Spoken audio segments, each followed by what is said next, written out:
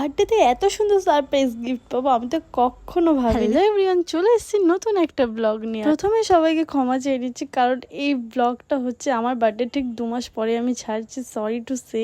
আর এই দেখো আমার ড্রেসটা কেমন হয়েছে, এটা আমার বার্থডে সকালে আমার বড় আমাকে পরার জন্য দিয়েছে। আর সকালে স্নান টান করে রেডি হয়ে তো আমি ঠাকুরটা দিয়ে নিচ্ছি, কারণ আজকে যাবো আমার বাইরের মন্দিরে একটা পুজো। এখন কিন্তু আমি আমার শ্বশুর বাড়িতে আছি, বার্থডের দিনে শ্বশুর বাড়িতে। এই দেখো আমরা মন্দিরে চলে এসেছি, কত সুন্দর না শিব ঠাকুরটা, কিন্তু ভালোভাবে পুজো দিতে পারিনি, সত্যি কথা এত তাড়াহুড়ো দিচ্ছিল। ওখান থেকে ফিরে একটুখানি প্রসাদ খাচ্ছিলাম, তখনই আমার বর এসে বলে চোখটা বন্ধ করো, তো তোমার জন্য একটা গিফট আছে। আর এই দেখো কি সুন্দর গিফটটা, আমি সত্যি কিচ্ছু জানতাম না, আর আমি পেয়ে তো খুব খুশি হয়েছি, কারণ কখনো আমাকে এরকম কেউ গিফট দেয়নি।